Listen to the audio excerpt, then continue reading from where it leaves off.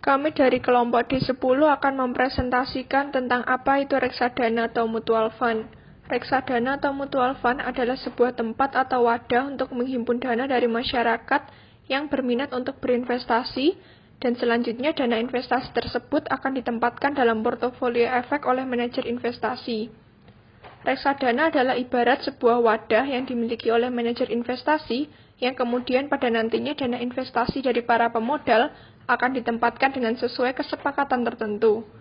Investasi tersebut bisa saja berupa saham, deposito, surat berharga, obligasi, dan lain sebagainya. Karakteristik reksadana. Yang pertama, merupakan perusahaan sekuritas atau manajemen aset. Yang kedua, reksadana dijual oleh agen penjual reksadana, baik itu bank maupun melalui perusahaan sekuritas. Yang ketiga, dalam reksadana tidak terdapat uang pertanggungan dan tidak ada biaya asuransi. Yang keempat, besarnya biaya pembelian adalah 0% sampai 2% dari nilai reksadana. Yang kelima, tidak terdapat biaya administrasi. Yang keenam, biaya penjualan reksadana adalah sebesar 0% sampai 2% dari nilai reksadana dalam tahun pertama. Yang ketujuh, alokasi dana setor tahun pertama adalah 98% sampai 100%. Yang kedelapan, menggunakan satu harga. Yang kesembilan, umumnya penjualan memperlihatkan prospektus dan pengisian profil risiko. Yang kesepuluh, sebagian besar investor reksadana adalah institusi dan retail. Yang terakhir, sebagian besar investor telah memahami produk reksadana yang dibeli. Oke, ke slide berikutnya yaitu adalah jenis reksadana berdasarkan portofolio. Jenis-jenis reksadana ada 5.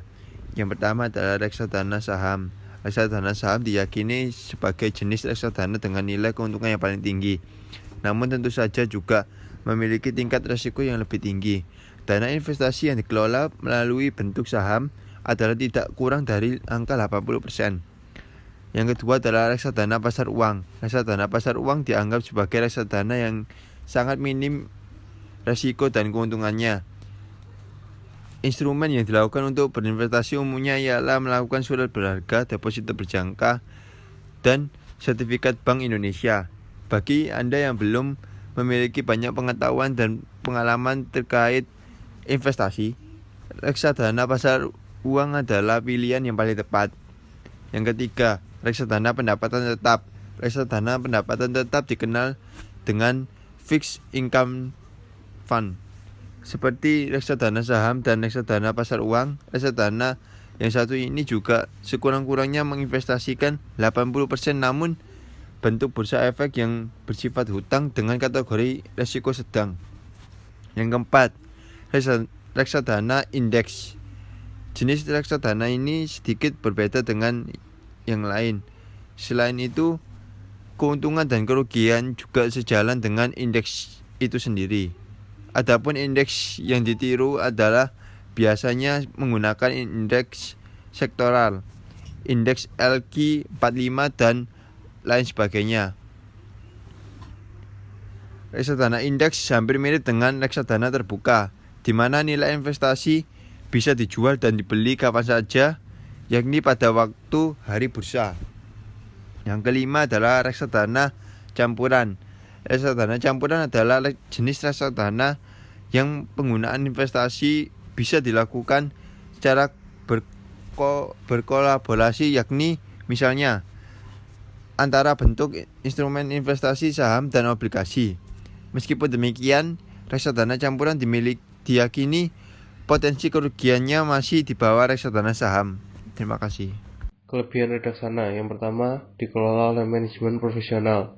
Dikelola oleh manajemen profesional yang memiliki tugas khusus mengelola dana. Peran manajemen profesional sangatlah penting karena bertugas melayani yang memiliki keterbatasan waktu serta tidak dapat melakukan riset terhadap perusahaan beserta investasi yang dimiliki. Yang kedua, biaya rendah. Melakukan investasi di reksadana tentu saja akan mendapatkan biaya transaksi lebih rendah dibanding berinvestasi melalui bursa efek secara langsung. Yang ketiga, aman. Karena dana investor tidak dipegang langsung oleh perusahaan, tetapi dititipkan di rekening bank khusus yang biasa dikenal dengan bank kustodian. Yang keempat, potensi return tinggi. Reksadana sangat cocok menjadi alternatif investasi yang memiliki keuntungan dapat dinikmati dalam jangka waktu panjang. Dengan investasi di reksadana akan menjamin investor dalam mempersiapkan masa pensiun, dana pendidikan, hingga rencana jangka panjang lainnya. Yang kelima, memiliki likuiditas tinggi. Sebagai perusahaan investasi yang terpercaya, reksadana tentu saja harus memiliki likuiditas yang tinggi untuk membayar kewajiban jangka pendeknya.